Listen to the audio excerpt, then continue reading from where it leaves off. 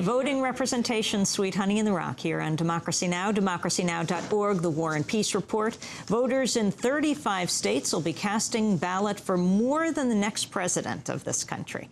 They will also be deciding the fate of 153 ballot initiatives on subjects ranging from gay marriage to renewable energy, affirmative action, abortion, the prison system, stem cell research, children's health insurance, and the safety of the farm animal. It's an important issue in California, where 12 propositions will appear on the state ballot Tuesday. Proposition 5, or the Nonviolent Offender Rehabilitation Act, would require the state of California to expand and increase funding and oversight for individualized treatment and rehabilitation programs for nonviolent drug offenders and parolees, and reduce criminal consequences of nonviolent drug offenses. A wide coalition of supporters say it'll help reduce overcrowding in the state's burgeoning prison population, the largest in the country. They also argue it could change the way the war on drugs has been waged domestically by providing treatment rather than jail for nonviolent drug offenses. But the proposition has a number of opponents, including 5 California governors, the California Prison Guards Union, and the National Drug Control Policy Director.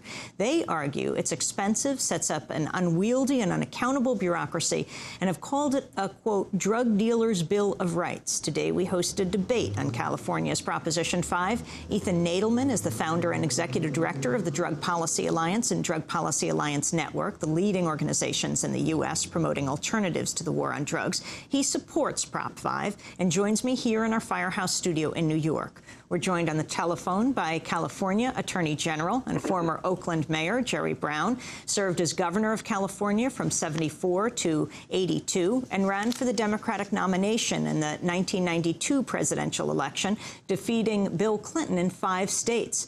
Jerry Brown is opposed to Proposition 5. We welcome you both to Democracy Now! Ethan Nadelmann, let's begin with you. Why do you support it?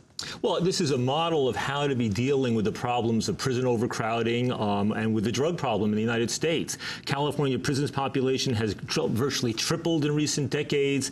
They spent $5 billion on the prison system in 2000. Now it's $10 billion. It's eating up 10% of the state budget. They have the highest recidivism rate in the country among state prison systems. People who have drug problems just keep being cycled more and more back into the system. So basically, with Prop 5, what you have is a model for how to deal with this. It's based upon all of the recommendations of former governors' independent commissions. It's one that would reduce the California prison population by roughly 20,000 nonviolent offenders in a way that would simultaneously reduce crime and recidivism. It would effectively shift $1 billion a year from prison and parole over to the treatment and rehabilitation side. It would save taxpayers over $2 billion because new prisons would not need to be built, and it would hold people accountable. Not just the people getting caught up because of drug problems, it would also hold the drug court judges and the rest of the criminal justice system accountable. One thing that California has lacked horribly over the last few decades is any notion of accountability on the part of people in the prison industrial complex.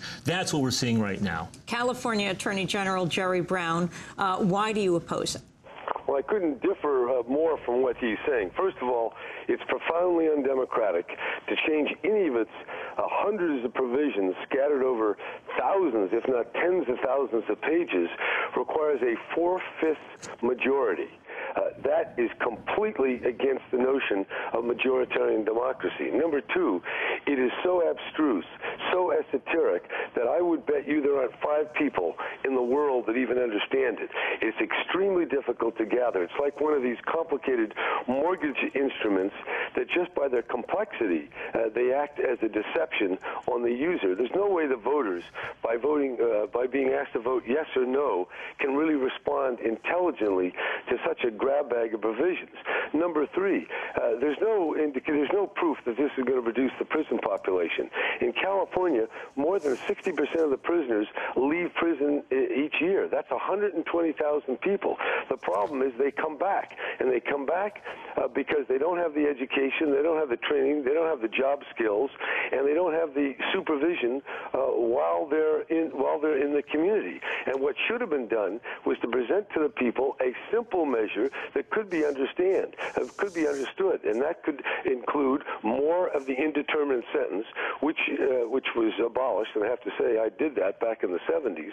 When I was governor, the recidivism rate in the first few years before we changed that law was under 30%. Now now it is up to 60 to 70%. We had far fewer people in prison, and the prison budgets were lower. Nadelmann and his friends created Prop 36. The prisons have risen in spite of that. I believe empowering the drug courts, giving them more money, giving more room for training, more room for supervision and reentry programs. We have a $7 billion program ready to go under an AB 900 program where the state hasn't been able to spend it. And finally, the complexity of these two bureaucracies, one having 21 voting members, one having 23, is going to bog down. It's full of providers who get the money that one of the bureaucracies mandates and defines. This thing is a gigantic mess that is not going to reduce prison populations. It's going to not help people. Drug addiction is a very powerful force, and you need accountability, short stays in jail particularly, that the drug courts provide. Nadelmann and his friends wouldn't work with the drug courts. They have a hostility to it. Their real agenda is to legalize drugs. I live in a drug-infested neighborhood with halfway houses on my block. I've been there for 5 years. I can tell you it's a horror out in the streets when you see these people. You've got to provide some coercion along with help and treatment and education. Well, let me just put it this way. Jerry Brown is bought and paid for by the prison industrial complex. Shut up, Jerry. There's a $1 million, Jerry, stop talking, Jerry. Wait, one at a time, but it has to be a civilized discussion. Jerry, you want to be governor, Jerry, you want to be governor one day? There's a $1 million ad campaign paid for by the prison guards. Excuse me? Jerry, why don't you stop talking and let me talk? Jerry, there's a one... Attorney General Jerry Brown, we're going to give you equal time to respond. Okay. There's now a $1 million paid ad campaign on TV in the Bay Area featuring Jerry Brown, the guy who's supposed to be in charge of the system. This guy stood up with 3 Republican governors and the former governor, Gray Davis, who took millions of dollars from the prison guards union to denounce this initiative. He says this thing is anti-democratic. It's anti-democratic when the prosecutors and the prison guards union put millions of dollars into the system to buy the politicians going in. This initiative right here is based upon the best of scientific evidence. And when you look at what's in here, well, this thing was not put on the ballot. Jerry, I allowed you to talk. Give me the politeness to allow me to talk as well, okay? We did not move forward, me and my colleagues in California, without having first gone to talk to people in Sacramento. And state legislators said to us, you know, we normally don't like the ballot initiative process, but the system in Sacramento is busted and broken. The only way to get sensible, responsible sentencing reform in the state is through the ballot initiative process. When this thing was drafted, we pulled in all of the best experts around the state. If the drug court judges are opposed to this thing, it's solely because of ideology, because they do not want to be held accountable. They do not want to be held accountable. So this is about helping and when Jerry Brown says that this is not going to reduce costs, or this is not going to reduce the California's prison population, he's not acknowledging the results, not of us and of the advocates, but of the California Legislative Analyst's Office, an independent body that has concluded that this is the only initiative on the ballot that will save taxpayers money, and this will responsibly reduce the prison population. This is basically about giving people with drug problems a second chance. It has got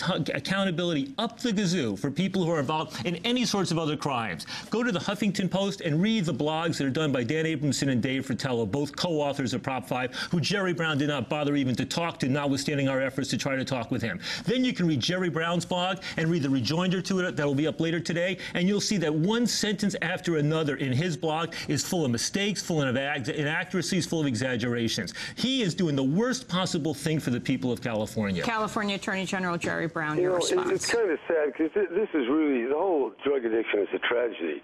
And this kind of ad hominem argument is really not to the point. The prison guards, it's true, have put up ads. The ads, by the way, that I was in, did not say vote no. It said go look at this, and I expressed the arguments of both sides. Wait a minute, let me talk.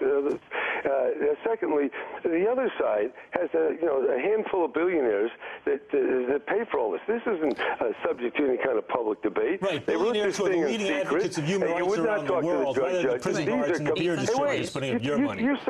Come on, just let someone else talk. You passed Prop 38. The prison population went up. No, Prop 36 reduced the population the first few years, Jerry. Jerry, you got that wrong. Prop 36 reduced the prison population the first 2 years. Totally overcome by your your feelings here. Look, I care about this stuff. I know what drug addiction is about. I see it every day in Oakland, and I don't think without the power of some threat of incarceration by the drug court judges, you're going to get anywhere. Jerry, you didn't talk to us about drug treatment. God, what's wrong with you, Nathan? You become completely obsessed. Jerry, you got the numbers wrong, you got the stats wrong, you got the facts wrong. I'm not going to let you talk if you're not going to let me say what my piece is here. I am as concerned about drug addiction as you are. The prison guards are now joining with plaintiffs' attorneys to try to, totally change the prison system. Yes, we need some